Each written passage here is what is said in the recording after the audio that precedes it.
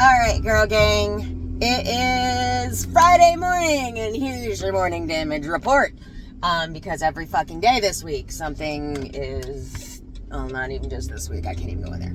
So, overnight, my brother made it to the VA in West Roxbury, Massachusetts yesterday.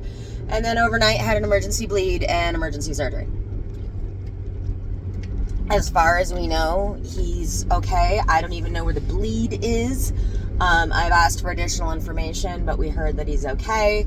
So fingers crossed they've got their shit together better than Yale did. We're expecting our first offer on our house today. I've been cleaning and scrubbing and yada yada yada. We're expecting an offer. Our goal is we're trying to buy a little plot of land and start putting up some prefabs for a land ground and living and organic hemp farm and make the land make money. But for that to happen, I have to actually get some equity out of the sale of my house. So that is what we are hopefully working on. We're hoping that if we get an offer in the next 2 weeks, that we'll be able to send it to the mortgage company and keep them from foreclosing, because we'll be able to sell it instead. That is one of the couple irons I have in the fire about my house right now. I'm also still working with the mortgage company to see if we can come up with a easier mortgage rate. After I lost my 6-figure career because I no longer had the cognition due to the chronic illnesses I developed, that's what I'm trying to do, is basically, like, it took me a minute to realize that I didn't have the cognition anymore because I'm chronically ill. I have like 5 different diagnoses that come with a symptom of brain fog. So I hate saying this, but I am by definition an autistic savant, right? I am intellectually gifted. I'm autistic. I also have ADHD, which technically makes me thrice exceptional. But having the brain at my command, it's not usually at my command, right? So when I lost my career a year and a half ago, the last year and a half has kind of been coming to terms with what I really want in life and what I don't want in life, and what my dreams are and what we can make work with us.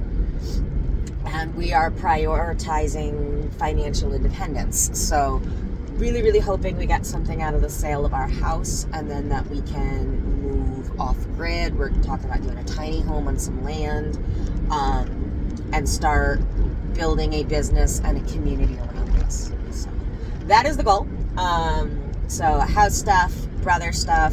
DCF was supposed to come on Thursday, and all I got was a text like 2 hours before. Oh, I'm out of the office unexpectedly, can't make it today. All right. I texted back and asked when she wanted to reschedule. I got nothing. But considering that DCF straight up said to me that, yeah, I don't believe you're abusing your children, they're fine, the school has to call, because my oldest, she doesn't speak very well. She's very difficult to understand. She is severely intellectually disabled, and she was eating out of the trash can, and my husband came up behind her and tapped her on the back of the head to get her to spit it out. Like, we were all there. This is not a big secret. So she went to school and told him that he hit her. And when DCF asked her, she said, yeah, he tapped me on the back of the head.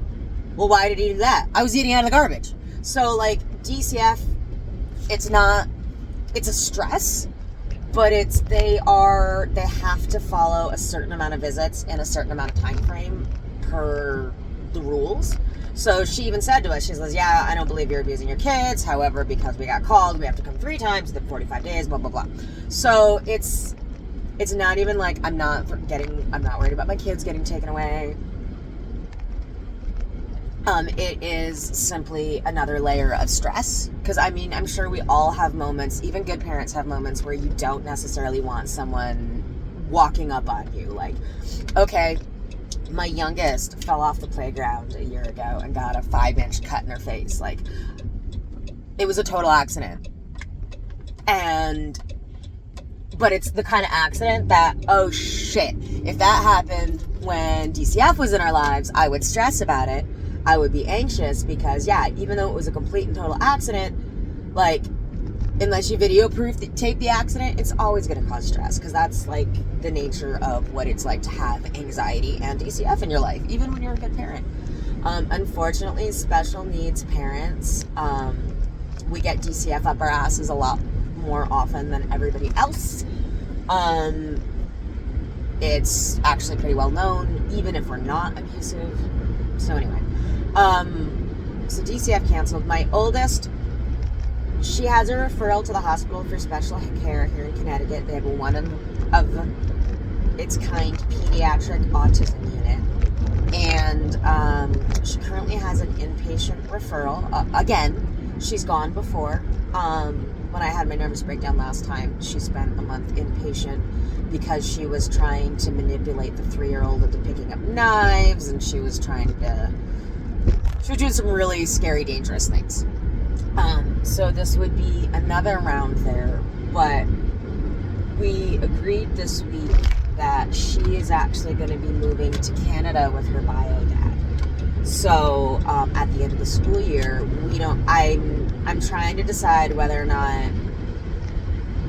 I'm going to send her to a month for 4 to 6 weeks of inpatient before she goes, and I don't think so. Because all of her issues really come from the fact that she needs to be an only child. And that's what we're doing. Her bio dad in Canada has a son in his 20s who's a social worker who is helping them get set up for her, my oldest. And she really needs to be an only child. A lot of her issues come from being unsafe with the other kids because she doesn't get the amount of attention she wants. Like I said, she's really, really intellectually disabled and is like the work of like 3 normal teenagers. And then on top of it, I have 2 more special needs medically complex children as well. So I've done it for 14 years. I've called in the towel. I can't continue to subject my other children to DCF and hospitalizations and violence because of my oldest, when there's a place that will be better for her and will be better for my other children. Unfortunately, she really needs to be an only child, and her father is a wonderful man, and her older brother is wonderful. He just got married this spring. Her older brother's wife she's supposed to be lovely. So I feel like this is the best move for her. So anyway, guys, I went really long today. This was about 8 minutes. I normally do much shorter form content, but I wanted to see how it was to really telling you guys a narrative. And I wanted to see how this does I'm trying to grow my YouTube following, because Meta, Facebook, Insta is really not cannabis friendly. Repeatedly, as we know, as I've had issues. So YouTube is a much more cannabis-friendly social media platform, and it's also a format I haven't played with as much. When I started doing content, I did mostly still pictures and text, because that's what I was comfortable with. I didn't even show my face on camera for like a year, right?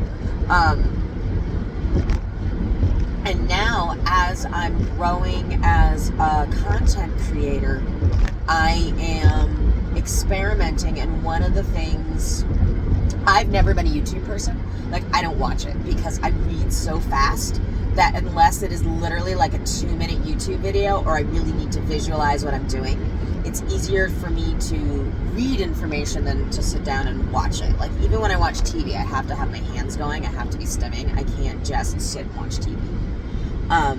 So I had a point. I'm not really a YouTube person, but I've been trying to think about growing a following on YouTube where there's far less censorship, and the fact that most of my content these days is video. which is a big change from when I first started creating content. And I think that YouTube is going to be a great platform to share that. And I also think that what I'm going to keep doing is I'll keep publishing the reels here on Facebook and Insta. I'm closing in on 64,000 followers on Facebook. Obviously, that's my primary platform. But what I think I'm going to do is I'm going to start posting these longer form videos to YouTube with a, hey, there's a nice long video up about today's life sort of thing, to direct you guys over there. When I do, I'm going to make sure that that goes up to the subscribers especially. So I think that Instagram and Meta are going to be for short form content and pictures. And then I think I'm going to start moving all my long form tutorials and whatnot over to YouTube just to diversify. We are still working on getting the website back up. Like, Stella and I are working on a shit ton of things right now. But as you can see, my life is batshit crazy. Stella has a child of her own who is, they're facing a school closure next year because of federal funding cuts. Her child has special needs as well and goes to a special school that will no longer be open. So Stella is also facing a lot of like life right now. But we love you guys so much.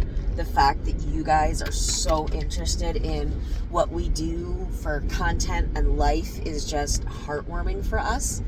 And